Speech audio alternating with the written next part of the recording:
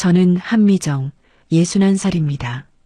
한복 공방을 운영하고 있어요. 남편이 세상을 떠난 지 7년째 되던 해 친구 소영이가 전화를 했습니다. 미정아, 경주로 단풍 보러 가자. 나 펜션 운영하는 거 알지? 이번 주말에 방 하나 비는데 너 혼자라도 와. 처음엔 거절하려 했어요. 혼자 여행이라니 뭔가 쓸쓸해 보일 것 같았거든요. 하지만 소영이가 계속 설득했습니다.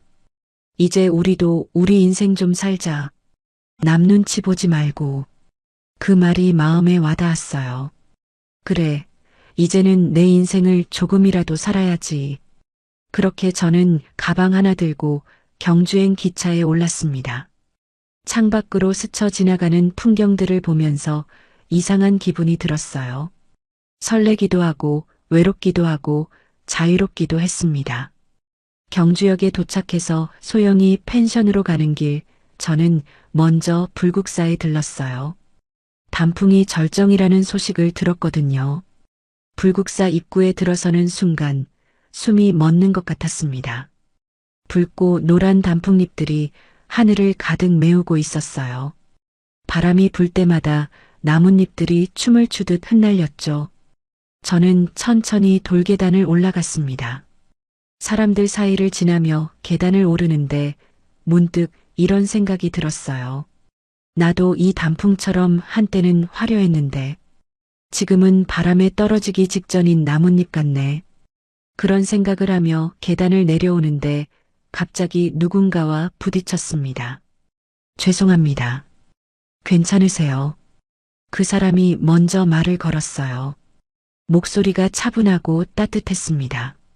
고개를 들어보니 나이는 저보다 조금 젊어 보이는 남자였어요.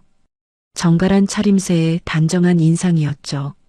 아, 괜찮습니다. 제가 정신이 없었네요. 단풍이 예뻐서 발이 멈췄네요. 저도 정신없이 보다가 실례했습니다. 그는 미소를 지으며 말했어요. 그 미소가 왠지 오래 본 사람처럼 편안했습니다. 정말 아름답네요. 이 단풍이.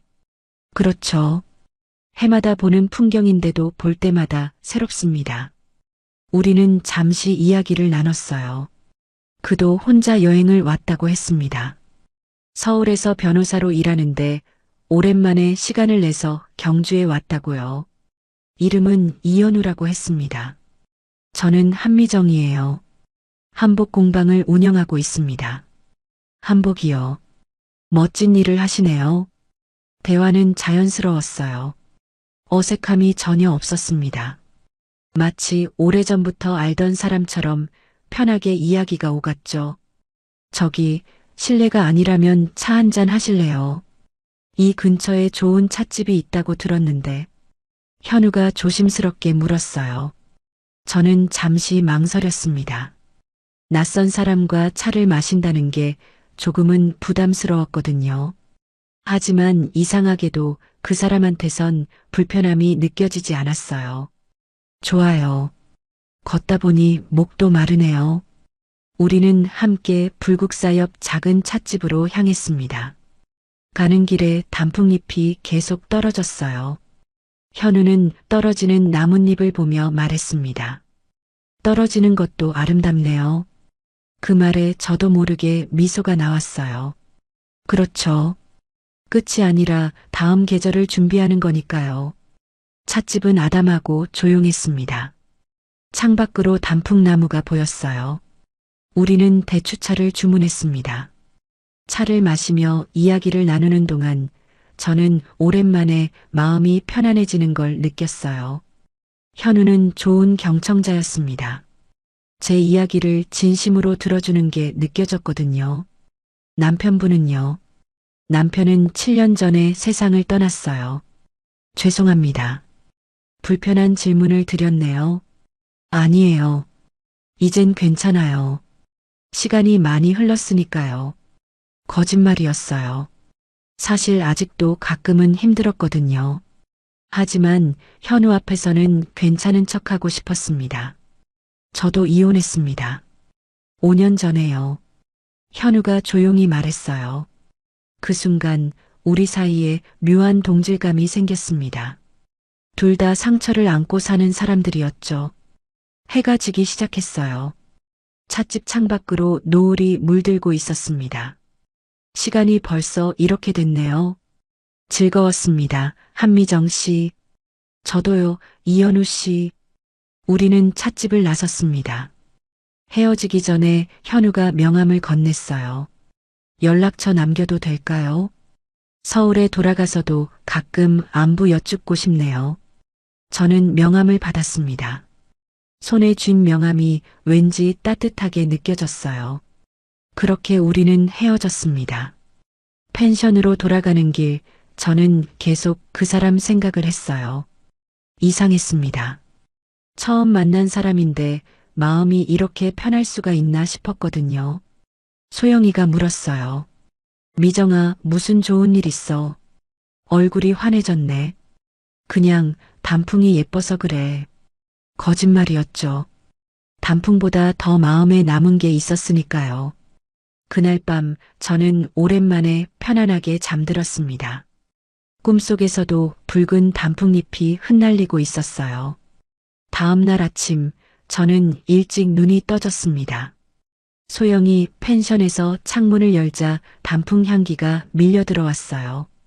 이상하게 기분이 좋았습니다. 어제 현우를 만난 뒤로 마음 한편이 따뜻해진 것 같았거든요. 아침을 먹고 다시 불국사로 향했어요. 혼자 걸으려고 했는데 입구에서 현우와 마주쳤습니다. 우연이었을까요? 아니면 그도 저를 기대하고 있었던 걸까요? 어제 그 찻집 아세요? 오늘도 그쪽으로 가보려고요. 현우가 먼저 말을 걸었어요. 목소리에 설렘이 묻어 있었습니다. 저도 그쪽으로 가려던 참이었어요. 거짓말이었죠. 사실 저는 그냥 단풍길을 걸으려던 참이었거든요. 하지만 현우를 다시 만나니 마음이 달라졌습니다. 우리는 함께 찻집으로 걸어갔어요. 어제보다 단풍이 더 붉게 물든 것 같았습니다. 바람이 불 때마다 나뭇잎들이 눈처럼 흩날렸어요. 현우가 따뜻한 대추차 2잔을 주문했습니다. 혼자 오셨다기에 혹시 같이 걸으실래요? 이 근처에 돌담길이 아름답다고 들었거든요. 좋아요. 혼자 걷기엔 아까운 풍경이네요. 차를 마시고 우리는 불국사 뒤편 돌담길로 향했습니다. 붉고 노란 단풍나무들이 돌담을 따라 늘어서 있었어요. 마치 그림 속을 걷는 것 같았습니다. 현우는 천천히 걸으며 주변을 둘러봤어요. 서울에선 이런 풍경을 볼 수가 없죠. 그렇죠. 저도 오랜만에 이렇게 여유롭게 걷는 것 같아요. 우리는 나란히 걸었습니다. 어깨가 스칠 듯 말 듯한 거리였어요. 가끔 현우가 낮은 나뭇가지를 손으로 잡아 치워줬습니다. 그럴 때마다 제 심장이 조금씩 빨리 뛰었어요. 그때였습니다. 갑자기 바람이 세게 불었어요. 제 목에 두른 스카프가 바람에 날아갔습니다. 아, 스카프가. 현우가 재빨리 손을 뻗었어요. 바람이 장난이 심하네요. 대신 제가 잡을게요. 그는 날아가는 스카프를 잡아 제 목에 다시 둘러줬습니다. 그 손끝이 제 목덜미에 스쳤어요. 순간 온몸에 전율이 흘렀습니다. 고맙습니다. 제 목소리가 떨렸어요. 현우도 그걸 느꼈는지 살짝 미소를 지었습니다. 우리는 다시 걷기 시작했어요. 하지만 이상했습니다.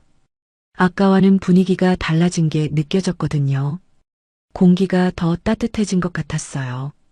현우의 손이 제 손 가까이에 있었습니다. 혹시 손이 시리세요? 아니에요, 괜찮아요. 거짓말이었죠. 사실 손이 조금 시렸거든요. 하지만 현우가 제 손을 잡을까봐 두려웠습니다. 아니, 기대했을지도 몰라요. 돌담길을 한참 걷다가 우리는 작은 정자에 앉았어요. 저 멀리 석가탑이 보였습니다. 햇살이 탑에 부딪혀 반짝이고 있었어요. 현우가 조용히 말했습니다. 한미정 씨, 여기 와서 정말 다행이에요. 저도요. 오랜만에 마음이 편안해지는 것 같아요. 사실 저도 혼자 있는 게 익숙해졌거든요. 그런데 이렇게 누군가와 함께 있으니 새롭네요. 그 말에 제 가슴이 뭉클해졌습니다. 저도 그래요. 7년을 혼자 살았는데 오늘은 외롭지 않네요. 우리는 한동안 말없이 앉아 있었어요. 침묵이 불편하지 않았습니다. 오히려 편안했어요. 현우가 가끔 저를 훔쳐보는 게 느껴졌습니다. 저도 모르게 입가에 미소가 번졌어요. 해가 저물기 시작했습니다. 펜션으로 돌아가야 할 시간이었어요. 현우가 먼저 일어났습니다. 오늘 정말 즐거웠습니다. 내일은 서울로 돌아가야 하는데 아쉽네요. 저도 내일 돌아가요. 시간이 너무 빨리 가네요. 그럼 역까지 같이 가시겠어요? 내일 기차 시간이 비슷할 것 같은데. 좋아요.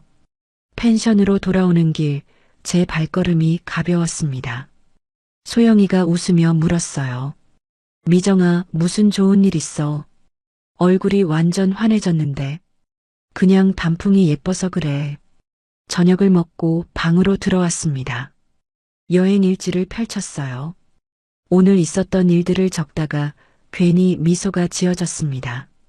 현우의 손끝이 제 목덜미를 스친 그 순간이 자꾸 떠올랐거든요. 그때였습니다. 휴대폰에 문자가 왔어요. 현우였습니다. 오늘의 단풍이 너무 아름다워서요. 사진 한 장 찍어도 될까요? 저는 잠시 망설였습니다. 사진이요. 무슨 사진 말씀이세요? 한미정 씨 사진이요. 오늘 돌담길에서 단풍 바라보시던 모습이 너무 좋아서요. 이미 찍어놨는데 보내드려도 될까 싶어서요. 제 심장이 쿵쾅거렸습니다. 그래요. 보내주세요. 잠시 후 사진이 도착했어요. 사진 속 제 모습을 보고 깜짝 놀랐습니다. 제가 이렇게 환하게 웃고 있었나 싶었거든요. 붉은 단풍을 배경으로 서 있는 제 모습이 낯설면서도 아름다워 보였어요. 그리고 사진 아래에 한 줄의 문장이 있었습니다. 단풍처럼 따뜻한 사람. 그 문장을 읽는 순간 눈물이 날 것 같았어요. 얼마 만에 듣는 따뜻한 말일까요? 7년 동안 아무도 저를 이렇게 표현해 주지 않았습니다. 딸 나리도, 아들도, 친구들도요. 저는 사진을 한참 들여다봤습니다. 정말 예쁜 사진이네요. 고맙습니다. 천만에요. 서울 가서도 가끔 연락해도 될까요? 물론이죠. 문자를 보내고 나서 저는 가슴이 두근거렸어요. 이게 설렘일까요?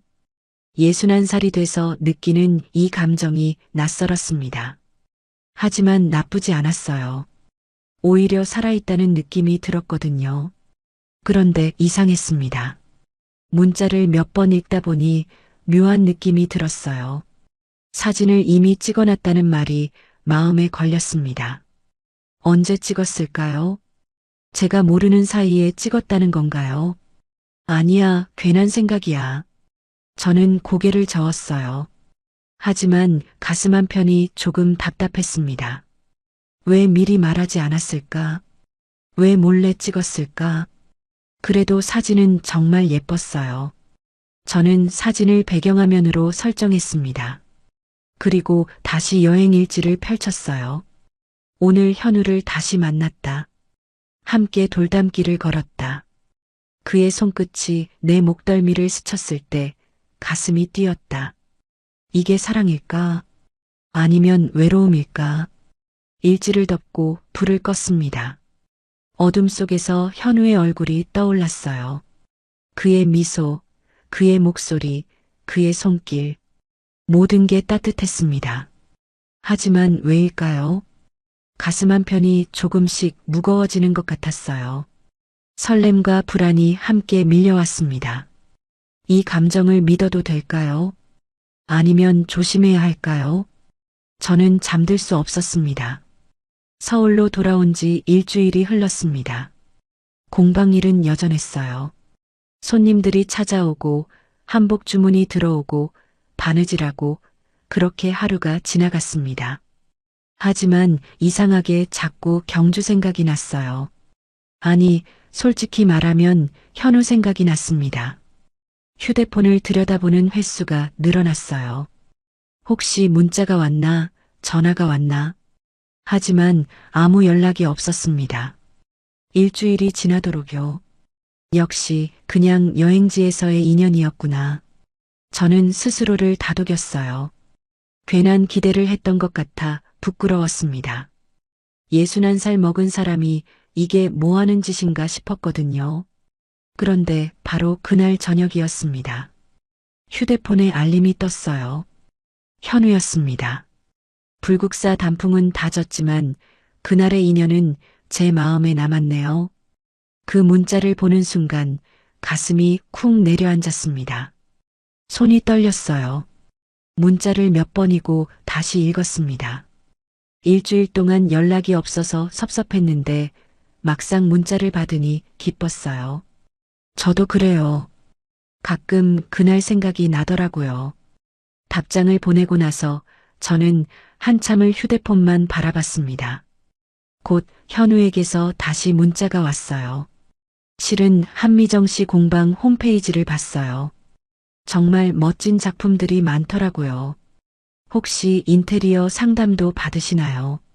제 사무실을 조금 바꾸고 싶은데 한복 소품 같은 걸로 포인트를 주면 좋을 것 같아서요. 인테리어 상담이요. 저는 잠시 망설였습니다. 그게 진짜 목적일까요? 아니면 저를 보고 싶어서 핑계를 대는 걸까요? 어느 쪽이든 나쁘지 않았어요. 물론이죠. 언제 오실 건가요? 이번 주 토요일 괜찮으세요? 오후 2시쯤요. 좋아요. 그럼 공방에서 뵐게요. 토요일까지 사흘이 남았습니다. 그 사흘 동안 저는 공방을 청소하고 또 청소했어요. 먼지 하나 없이 닦아냈습니다. 작품들도 다시 배치했어요. 왜 이러는지 모르겠더라고요. 딸 나리가 공방에 들렀다가 물었습니다. 엄마, 무슨 일 있어요? 공방이 왜 이렇게 깨끗해요? 그냥 청소 좀 했어. 나리는 의심스러운 눈으로 저를 쳐다봤지만 더 묻지 않았어요. 드디어 토요일이 왔습니다. 아침부터 옷장을 뒤졌어요. 뭘 입어야 할까? 너무 화려하면 이상하고 너무 수수하면 나이 들어 보이고 결국 베이지색 니트에 검은색 바지를 입었습니다. 거울을 보니 머리가 신경 쓰였어요. 미용실에 갈까 하다가 관뒀습니다. 너무 티나잖아요. 그냥 집에서 간단히 정리했어요. 오후 2시가 가까워졌습니다. 공방 앞에서 커피를 내렸어요. 원두향이 공방 안에 가득 퍼졌습니다. 창문을 조금 열어 환기를 시켰어요. 정확히 2시였습니다. 현우가 공방 문을 열고 들어왔어요. 깔끔한 셔츠에 청바지 차림이었습니다. 손에는 작은 쇼핑백을 들고 있었어요. 안녕하세요, 한미정 씨. 오랜만이에요. 어서 오세요.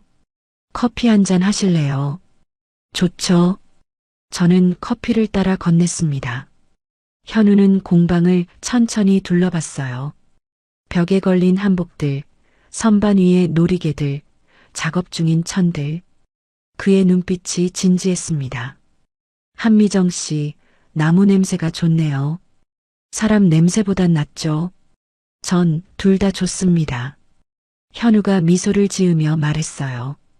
그 말에 제 얼굴이 뜨거워졌습니다. 저는 괜히 커피잔을 들어 입가에 댔어요. 이거 드시라고 가져왔어요. 현우가 쇼핑백을 내밀었습니다. 안에는 고급함과 세트가 들어 있었어요. 이렇게까지 안 하셔도 되는데요. 아니에요. 바쁘실 텐데 시간 내주셔서 감사해서요. 우리는 공방 한쪽 테이블에 앉았습니다. 현우는 사무실 인테리어에 대해 이야기했어요. 하지만 저는 집중이 안 됐습니다.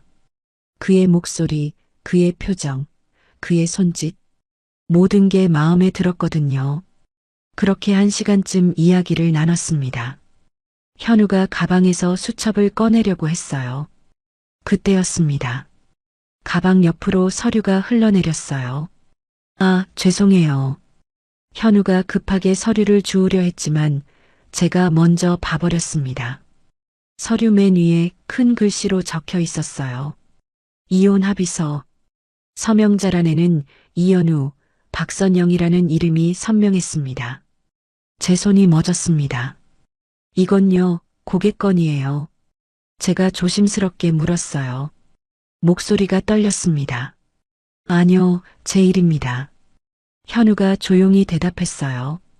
그 순간 공기가 식는 게 느껴졌습니다. 제 일이라는 건 현우 본인의 이혼 서류라는 뜻이었어요. 하지만 이상했습니다. 현우는 5년 전에 이혼했다고 했거든요. 그런데 왜 아직도 이혼 합의서를 가지고 다니는 걸까요? 저 이미 이혼하신 거 아니었나요? 네, 이혼했어요. 5년 전에요. 이건 최종 재산 분할 관련 서류예요. 아직 정리가 안 된 부분이 있어서요. 현우의 목소리가 낮아졌습니다. 저는 서류를 다시 쳐다봤어요. 날짜가 최근이었습니다. 불과 2달 전이었어요. 그리고 서류 곳곳에 형광펜으로 표시가 되어 있었습니다. 아직도 전 부인과 연락하시는군요. 어쩔 수 없어요. 재산 문제가 복잡해서요.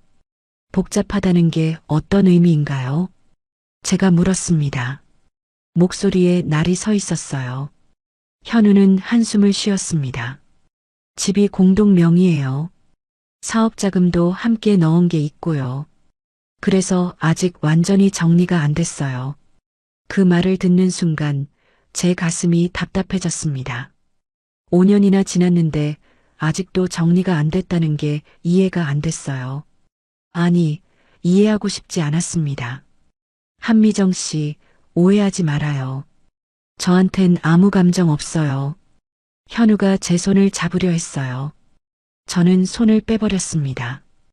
오해가 아니라 사실이잖아요. 아직도 전 부인과 엮여 있는 거잖아요. 그건 그렇지만요. 현우의 목소리가 흔들렸습니다. 저는 고개를 돌렸어요. 창밖으로 거리가 보였습니다. 사람들이 오가고 차들이 지나가고 세상은 여전히 돌아가고 있었어요. 하지만 제 안에선 뭔가 무너지는 소리가 들렸습니다. 한미정 씨, 현우가 다시 불렀습니다. 저는 천천히 고개를 돌려 현우를 바라봤어요. 그의 눈빛이 흔들리고 있었습니다. 미안함, 당혹스러움, 그리고 뭔가 숨기고 있는 듯한 그림자. 모든 게 섞여 있었어요. 오늘은 이만 가볼게요. 시간 내주셔서 감사합니다. 현우가 일어섰습니다. 인테리어 상담은요? 나중에 다시 연락드릴게요. 현우는 서류를 가방에 넣고 공방을 나갔습니다. 문이 닫히는 소리가 유난히 크게 들렸어요. 저는 그대로 앉아 있었습니다. 커피가 식어가고 있었어요. 현우가 앉았던 자리가 텅 비어 보였습니다. 저는 창밖을 바라봤어요. 그가 품고 있는 과거의 그림자가 느껴졌습니다. 이혼했다고 했지만 아직 끝나지 않은 관계. 재산 분할이라는 명목으로 계속 이어지는 인연. 그게 뭘 의미하는 걸까요? 저는 휴대폰을 들었습니다. 현우에게 문자를 보낼까 하다가 관뒀어요. 뭐라고 써야 할지 모르겠더라고요. 그날 밤 저는 잠들 수 없었습니다. 설렘과 경계심이 동시에 밀려왔어요. 현우를 믿고 싶었지만 동시에 조심해야 할 것 같았습니다. 61살의 나이에 다시 사랑을 시작한다는 게 이렇게 복잡한 일인 줄 몰랐어요. 서류 사건 이후에도 현우는 꾸준히 연락했습니다. 미안했어요. 제대로 설명하지 못해서요. 하지만 제 마음만은 진심이에요. 그의 문자를 받을 때마다 마음이 흔들렸어요. 믿어야 할까, 조심해야 할까? 머리로는 경계했지만 마음은 자꾸 그쪽으로 기울었습니다. 겨울이 지나고 봄이 왔습니다. 현우는 매주 공방에 들렀어요. 처음엔 상담이라는 핑계였지만 나중엔 그냥 저를 보러 온다고 솔직하게 말했습니다. 한미정 씨, 저랑 밥 한 번 먹어요. 괜찮아요. 바쁜데요. 바쁜 사람끼리 시간 내서 먹는 밥이 더 맛있어요. 그렇게 밥을 먹고 차를 마시고 산책을 하고 자연스럽게 우리는 가까워졌습니다. 어느 날 현우가 물었어요. 저랑 결혼해 주시겠어요? 갑작스러운 청혼이었습니다. 저는 할 말을 잃었어요. 너무 빠른 거 아니에요. 우리 만난 지 몇 달밖에 안 됐잖아요. 61살과 55살이 무슨 시간이 그렇게 많아요. 남은 시간 행복하게 보내고 싶어요. 현우의 눈빛이 진지했습니다. 저는 며칠을 고민했어요. 딸 나리에게 말했습니다. 예상대로 나리는 반대했어요. 엄마, 너무 빨라요. 그 사람 제대로 알지도 못하잖아요. 알아. 근데 이 사람 믿을 수 있을 것 같아. 엄마, 전 부인 문제는요. 아직 재산 정리도 안 됐다고 하셨잖아요. 그건 곧 정리된대. 걱정 마. 나리는 한숨을 쉬었습니다. 엄마가 행복하면 전 찬성이에요. 근데 신중하게 생각해 보세요. 고마워, 나리야. 결국 저는 현우의 청혼을 받아들였습니다. 봄이 깊어갈 무렵 우리는 조촐한 결혼식을 올렸어요. 작은 예식장에 가족들과 친한 친구들만 초대했습니다.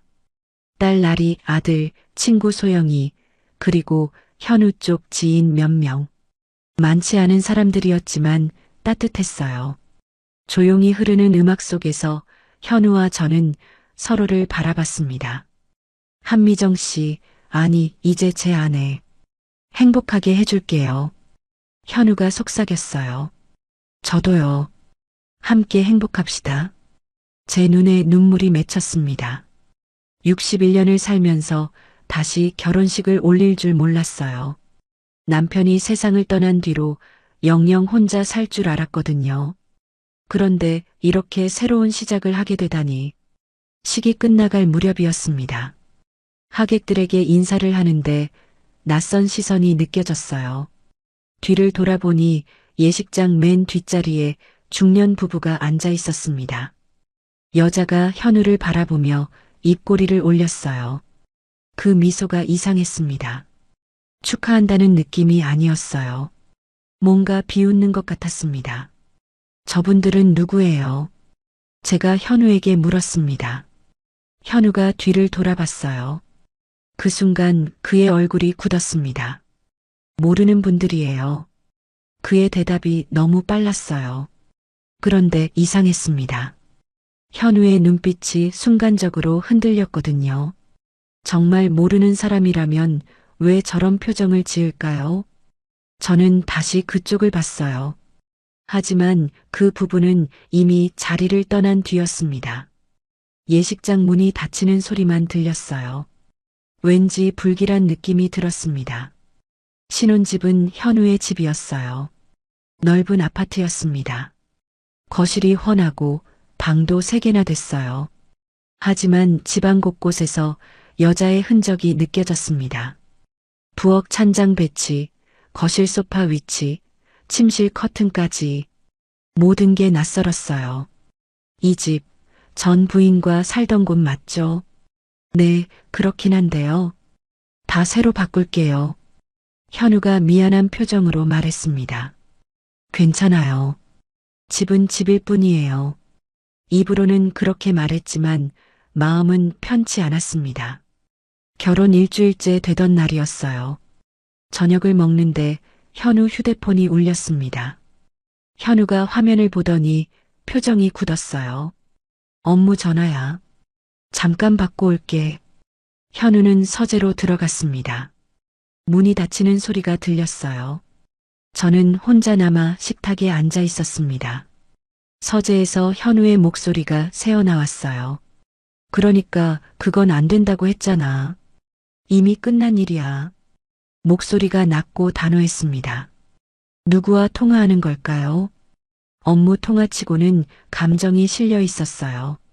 1시간쯤 지나서 현우가 나왔습니다. 미안해요. 복잡한 사건이라서요. 괜찮아요. 저는 웃으며 대답했습니다. 하지만 괜찮지 않았어요. 뭔가 이상했거든요. 그날 이후로 전화가 자주 왔습니다. 현우는 그때마다 서재로 들어갔어요. 업무 전화라고 했지만 통화 시간이 너무 길었습니다. 한 번은 1시간 넘게 통화하더라고요. 저는 묻지 않았습니다.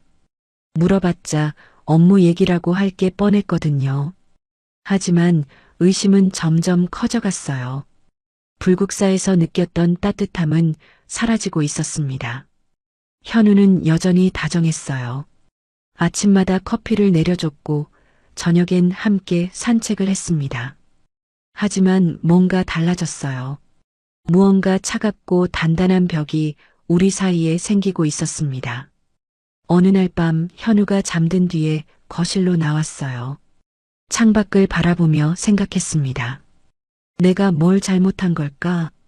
아니면 처음부터 잘못된 선택이었을까? 결혼식 때 봤던 그 여자의 미소가 자꾸 떠올랐어요. 그 미소 속엔 뭔가 있었습니다.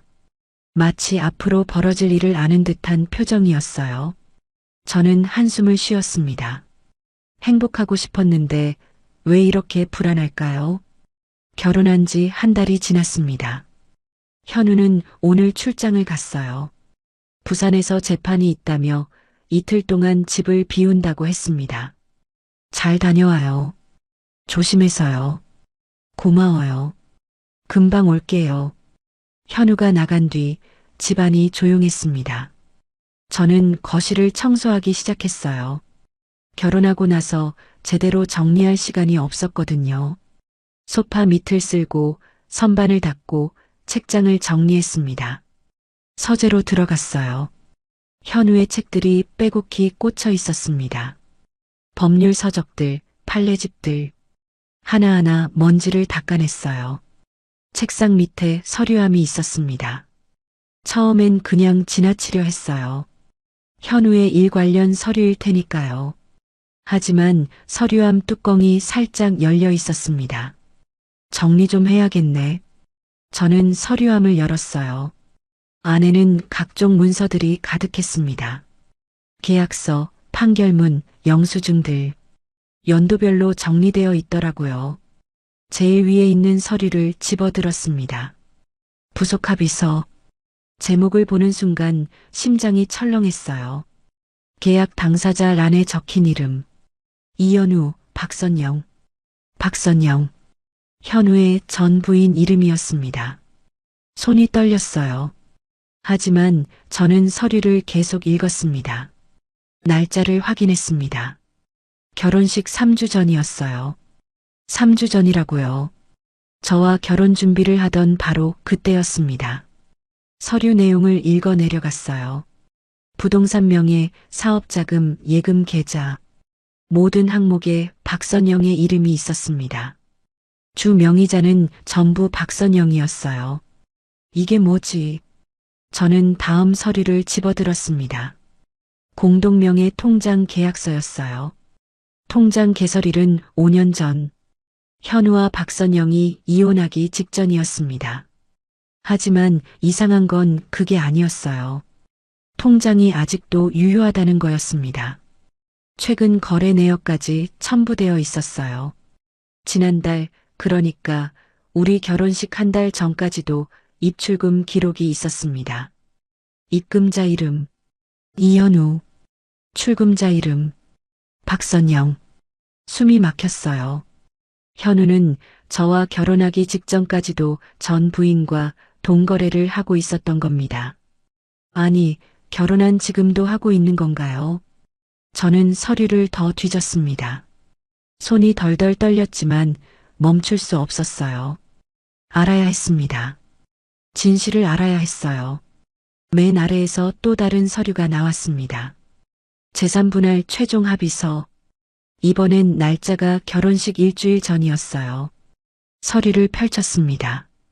마지막 페이지 하단에 작은 글씨로 특약사항이 적혀 있었어요. 재혼 후에도 명의는 합의 완료 시까지 유지한다. 그 문장을 읽는 순간 온몸이 얼어붙었습니다. 재혼 후에도 명의는 유지한다. 그 말은 현우가 저와 결혼한 뒤에도 모든 재산이 박선영 명의로 남아있다는 뜻이었어요. 제가 지금 살고 있는 이 집도요. 제가 쓰는 생활비 통장도요. 모든 게 박선영 것이었습니다. 저는 주저앉았어요. 손에서 서류가 떨어졌습니다. 종이들이 바닥에 흩어졌어요. 머리가 하얘졌습니다. 저는 뭐였을까요? 현우에게 저는 뭐였을까요? 사랑이었을까요? 아니면 그냥 외로움을 달래줄 사람이었을까요? 불국사 단풍길에서 현우를 만났을 때가 떠올랐어요. 그때 느꼈던 설렘, 따뜻함, 희망. 모든 게 거짓이었던 걸까요? 아니야, 그럴 리 없어. 저는 고개를 저었습니다. 분명 오해일 거예요. 현우한테 물어보면 설명해 줄 거예요. 다 이유가 있을 거라고요. 하지만 손끝이 차가웠습니다. 서류에 적힌 날짜들, 금액들, 이름들, 모든 게 명확했어요. 오해할 여지가 없었습니다. 현우는 저와 결혼하면서도 전 부인과의 관계를 완전히 정리하지 않았던 겁니다. 아니, 정리할 생각이 없었던 건지도 몰라요. 저는 휴대폰을 들었습니다. 현우에게 전화를 걸려다가 멈췄어요. 뭐라고 말해야 할까요? 당신 서류 뒤졌다고 할까요? 아니면 전부인 명의가 왜 아직도 유지되냐고 따질까요? 손가락이 떨려서 버튼을 누를 수가 없었어요. 저는 휴대폰을 내려놨습니다. 거실로 나와 소파에 앉았어요. 창밖을 바라봤습니다. 봄 햇살이 따뜻하게 들어오고 있었어요. 하지만 제 안은 겨울보다 추웠습니다. 결혼식 때 봤던 그 여자가 떠올랐어요. 현우를 바라보며 입꼬리를 올렸던 그 미소. 이제 알 것 같았습니다. 그 여자가 왜 그렇게 웃었는지. 박선영이었던 거예요. 결혼식에 와서 저를 지켜본 사람. 현우의 전 부인이었던 겁니다. 저는 눈을 감았어요. 눈물이 흘러내렸습니다. 참으려 했지만 참을 수 없었어요. 61살에 다시 시작한 사랑이 이렇게 무너지다니. 저는 뭘 믿었던 걸까요? 현우의 다정한 말들, 따뜻한 눈빛, 진심 같았던 고백들. 모든 게 거짓이었을까요? 아니면 진심이었지만 충분하지 않았던 걸까요? 휴대폰이 울렸습니다. 현우였어요. 문자가 와 있었습니다. 회의 잘 끝났어요. 내일 저녁에 들어갈게요. 보고 싶네요. 저는 문자를 읽고 또 읽었습니다. 보고 싶다는 말이 공허하게 느껴졌어요. 답장을 하지 않았습니다. 뭐라고 써야 할지 몰랐거든요. 저는 다시 서재로 들어갔어요. 바닥에 흩어진 서류들을 주웠습니다. 하나하나 다시 읽었어요. 읽으면 읽을수록 확신이 들었습니다. 저는 이 집의 주인이 아니었어요. 이 통장의 주인도 아니었습니다. 모든 게 박선영의 것이었어요. 그럼 저는 뭐죠? 손님인가요? 아니면 그냥 지나가는 사람인가요? 저는 서류를 다시 서류함에 넣었습니다. 원래 있던 자리 그대로요. 현우가 눈치채지 못하게요. 하지만 제 마음은 이미 무너진 뒤였습니다. 현우가 출장에서 돌아왔습니다. 저는 아무렇지 않은 척했어요. 웃으며 인사했고 저녁도 차렸습니다. 하지만 마음은 무너져 있었어요. 잘 다녀왔어요. 응, 고마워요. 집이 깨끗해졌네요. 청소 좀 했어요. 현우는 모르고 있었습니다. 제가 서류함을 열어봤다는 걸, 모든 걸 알아버렸다는 걸. 며칠이 지났어요. 저는 계속 고민했습니다. 물어봐야 할까, 모른 척해야 할까? 하지만 물어본다고 뭐가 달라질까요? 그냥 이대로 살까 싶기도 했어요. 모르는 척하고 행복한 척하고 하지만 그럴 수 없었습니다. 가슴이 너무 아팠거든요. 어느 날 오후였습니다. 현우는 사무실에 나가고 집엔 저 혼자였어요. 설거지를 하고 있는데 초인종이 울렸습니다. 누구지? 인터폰 화면을 봤어요. 낯선 여자가 서 있었습니다. 세련된 옷차림에 단정한 헤어스타일이었어요. 나이는 저보다 조금 어려 보였습니다. 50대 중반쯤 될까요? 누구세요? 안녕하세요. 이현우 변호사님 댁 맞으시죠? 잠깐만 뵙고 싶은데요. 목소리가 차분했습니다.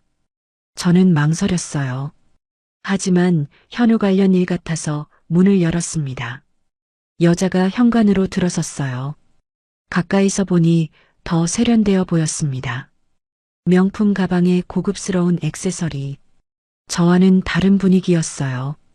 안녕하세요. 저는 박선영이에요. 이 집 주인입니다. 그 순간 온몸이 굳었습니다. 박선영. 현우의 전 부인이었어요. 저는 한미정이에요. 현우 씨의 아내입니다. 제 목소리가 떨렸습니다. 박선영은 미소를 지었어요. 하지만 그 미소는 따뜻하지 않았습니다. 아, 재혼하셨다는 얘기 들었어요. 축하드려요. 고맙습니다. 저는 어색하게 대답했습니다. 박선영은 거실을 둘러봤어요. 마치 자기 집을 살피듯 천천히요. 많이 바뀌었네요. 소파 위치도 바꾸셨네요.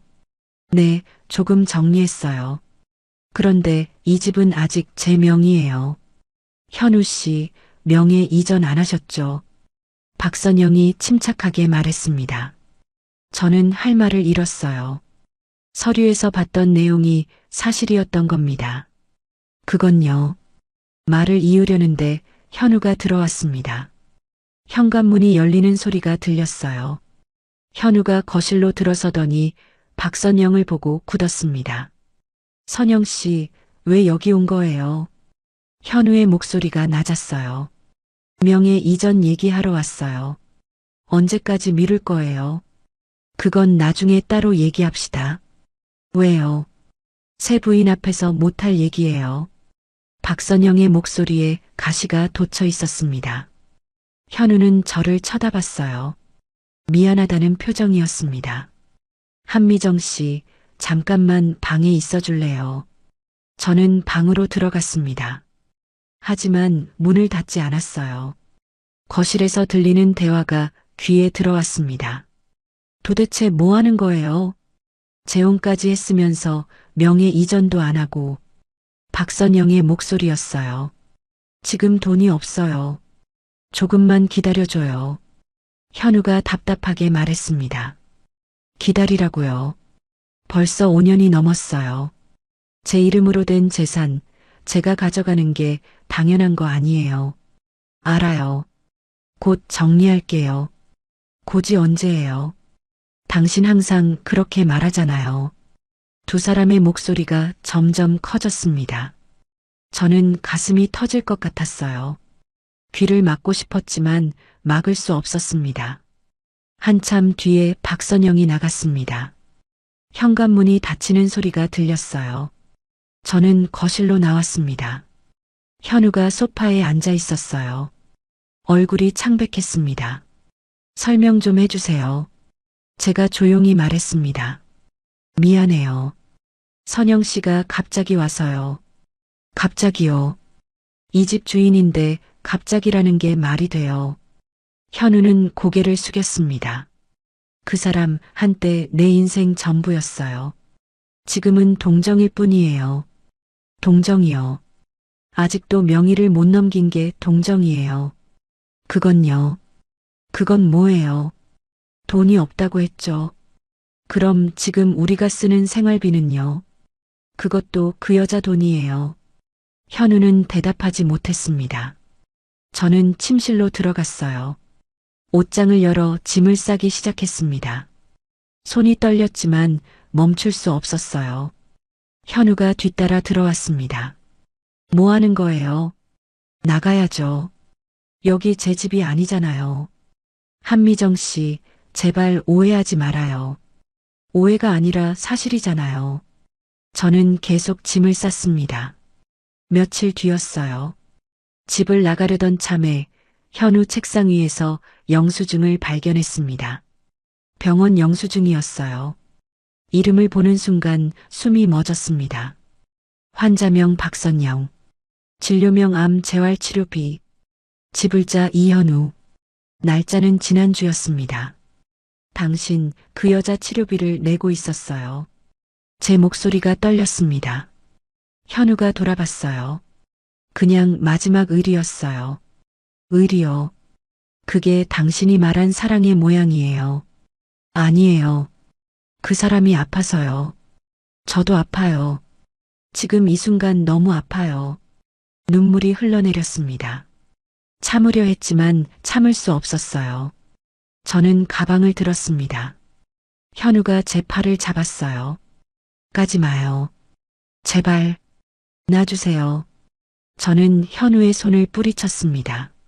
문을 열고 나갔어요. 뒤돌아보지 않았습니다. 엘리베이터를 타고 내려가는 동안 눈물이 멈추지 않았어요. 61살에 시작한 사랑이 이렇게 끝나다니. 밖으로 나오니 차가운 바람이 불었습니다. 봄인데도 겨울처럼 추웠어요. 딸 나리의 집에서 일주일을 지냈습니다. 나리는 아무 말도 하지 않았어요. 그냥 방을 내주고 밥을 차려주고 조용히 곁에 있어줬습니다. 엄마, 괜찮아요. 응, 괜찮아. 거짓말이었죠. 하나도 괜찮지 않았습니다. 밤마다 잠들 수 없었어요. 눈을 감으면 현우의 얼굴이 떠올랐습니다. 불국사 단풍길에서 처음 만났을 때의 따뜻한 미소, 공방에 찾아왔을 때의 설렘, 결혼식 날의 행복, 그리고 마지막 날 저를 붙잡던 그 손길. 모든 게 거짓이었을까요? 아니면 진심이었지만 충분하지 않았던 걸까요? 휴대폰엔 현우에게서 수십 통의 전화와 문자가 와 있었습니다. 미안해요. 설명할 기회를 주세요. 한미정 씨, 제발 연락 좀 해주세요. 당신 없으니 집이 너무 텅 비었어요. 저는 읽기만 하고 답장하지 않았습니다. 뭐라고 답해야 할지 몰랐거든요. 어느 날 오후였어요. 친구 소영이에게서 전화가 왔습니다. 미정아, 나야. 잘 지내? 응, 그럭저럭. 목소리에 힘이 없었습니다. 소영이는 잠시 침묵하다가 조심스럽게 말했어요. 미정아, 너한테 할 말이 있어. 뭔데? 현우 씨 전 부인 말이야. 박선영이요. 그 이름만 들어도 가슴이 답답했습니다. 응? 그 사람 지난주에 세상을 떠났대. 뭐라고요? 저는 벌떡 일어났습니다. 암이었대. 재발해서 투병하다가 결국 경주에 있는 내 친구가 알려줬어. 현우 씨가 장례식장에 있다던데. 그 순간 머릿속이 하얘졌습니다. 암, 치료비, 병원 영수증, 모든 게 연결되었어요. 현우가 박선영의 치료비를 낸 건 사랑 때문이 아니었습니다. 그녀가 아팠기 때문이었어요. 미정아, 괜찮아. 소영이가 걱정스럽게 물었습니다. 응, 고마워. 전화할게. 저는 전화를 끊었습니다. 손이 떨렸어요. 휴대폰을 꽉 쥐고 앉아 있었습니다. 나리가 다가왔어요. 엄마, 무슨 일이에요? 아니야, 아무것도 아니야. 하지만 눈물이 흘러내렸습니다. 제가 오해했던 걸까요? 현우는 그저 전 부인을 돌본 것뿐이었을까요? 며칠이 더 지났습니다. 저는 계속 생각했어요. 박선영은 왜 결혼식에 왔을까요? 왜 집까지 찾아왔을까요? 그리고 그날 밤 깨달았습니다. 그녀는 마지막 인사를 하러 온 거였어요. 자신이 사랑했던 남자가 새 출발을 하는 걸 확인하러 왔던 겁니다. 그 미소도 이제 이해가 갔어요. 비웃음이 아니라 쓸쓸함이었던 거예요. 자신의 자리를 다른 여자에게 내주는 아픔이었던 겁니다. 저는 가방을 챙겼습니다. 엄마, 어디 가요? 나리가 놀라서 물었어요. 잠깐 다녀올게. 조심해서 다녀오세요. 저는 현우의 사무실로 향했습니다. 버스를 타고 지하철을 갈아타고 1시간을 달렸어요. 사무실 건물 앞에 도착했을 때 해가 지고 있었습니다. 엘리베이터를 타고 7층으로 올라갔어요. 복도를 지나 현우 사무실 문 앞에 섰습니다. 문틈으로 불빛이 새어나오고 있었어요. 노크를 했습니다. 들어오세요. 현우의 목소리였어요. 평소보다 힘이 없었습니다. 문을 열고 들어갔어요. 현우가 책상에 앉아 있었습니다. 얼굴이 많이 수척해져 있었어요. 저를 보더니 깜짝 놀라며 일어섰습니다. 한미정 씨, 안녕하세요. 저는 조용히 인사했습니다. 어떻게, 왜 여기? 현우의 목소리가 떨렸어요. 할 얘기가 있어서요. 저는 현우 앞 의자에 앉았습니다. 현우도 천천히 앉았어요. 우리는 한동안 말없이 마주보고 있었습니다. 박선영 씨 얘기 들었어요. 현우의 얼굴이 굳었습니다. 소영이가 알려줬어요. 세상을 떠났다고. 네. 현우가 고개를 끄덕였어요. 왜 말하지 않았어요? 말할 수 없었어요. 당신이 오해할까봐. 저는 한숨을 쉬었습니다. 오해가 아니라 사실이었잖아요. 당신은 그 사람을 돌보고 있었던 거잖아요. 그건요. 현우가 말을 이으려다 멈췄습니다. 그는 창밖을 바라봤어요. 한참을 그렇게 있다가 천천히 입을 열었습니다. 선영이가 암 진단을 받은 건 5년 전이었어요. 우리가 이혼하기로 결정한 바로 그때였죠. 저는 조용히 들었습니다. 이혼 사유는 성격 차이였어요. 그게 전부였습니다. 하지만 진단을 받고 나서 선영이가 말했어요.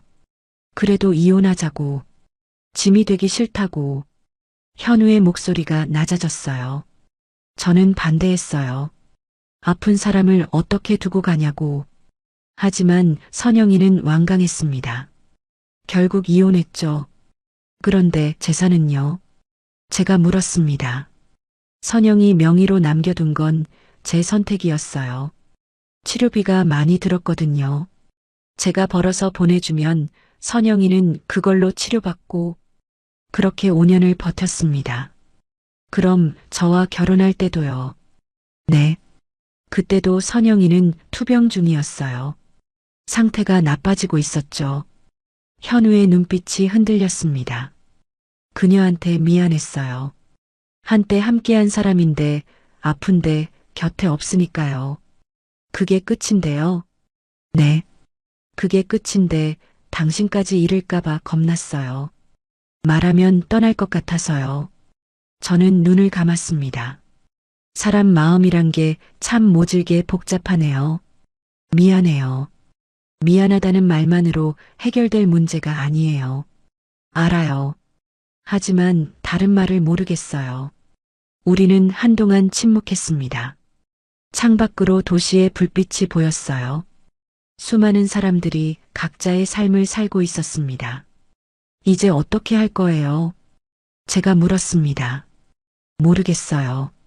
당신이 용서해 줄지도 모르겠고요. 용서요. 저는 쓴웃음을 지었습니다.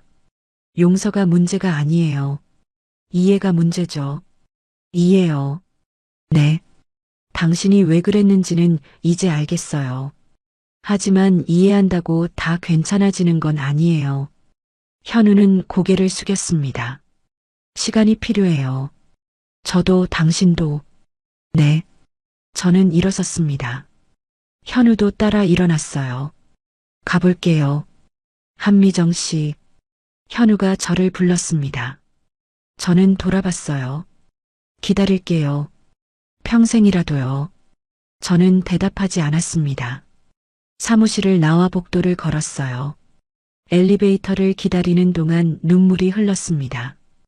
이해는 했지만 마음은 아팠어요. 사랑과 책임 사이에서 현우는 둘 다 지키려다 둘 다 놓친 겁니다.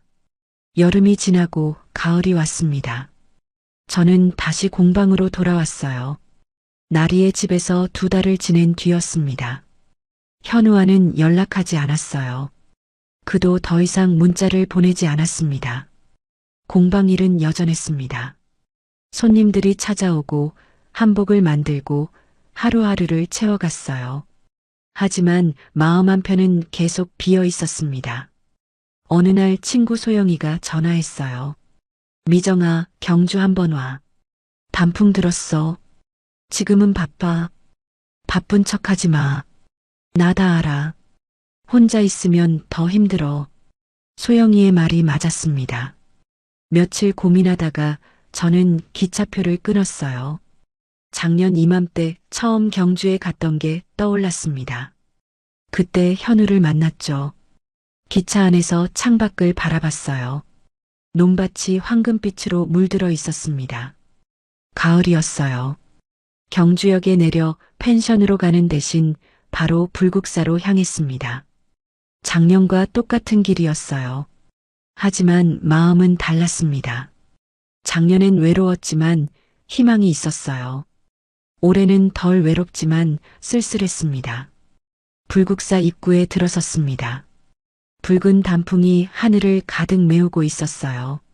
작년보다 더 화려하게 물들어 있었습니다. 돌계단을 천천히 올랐어요. 사람들이 사진을 찍고 웃고 행복해 보였습니다. 저만 혼자인 것 같았어요.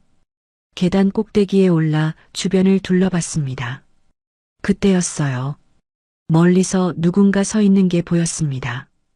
익숙한 뒷모습이었어요. 현우였습니다.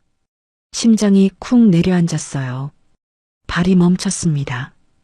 현우도 저를 봤습니다. 천천히 이쪽으로 걸어왔어요. 또 혼자 오셨네요. 현우가 먼저 말했습니다. 목소리가 작년처럼 따뜻했어요. 왜 여기 있어요? 당신이 올 것 같아서요. 어떻게 알았어요? 소영이한테 들었어요. 경주 온다고. 저는 한숨을 쉬었습니다. 소영이가 알려줬구나. 그 친구는 끝까지 저를 챙기는군요. 이번엔 둘이 걸으려고요. 현우가 조심스럽게 말했습니다. 저는 현우를 바라봤어요. 수척해진 얼굴, 깊어진 눈가 주름. 그도 힘든 시간을 보냈다는 게 느껴졌습니다. 좋아요. 걷죠. 우리는 나란히 단풍길을 걸었습니다. 작년과 똑같은 길이었어요. 하지만 느낌은 완전히 달랐습니다. 작년엔 설렘이었다면 올해는 조심스러움이었습니다. 바람이 불었어요.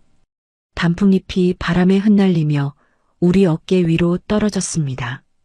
현우가 손을 뻗어 제 어깨에 앉은 낙엽을 떼어줬어요. 그 손길이 따뜻했습니다. 한미정 씨, 아니 미정 씨.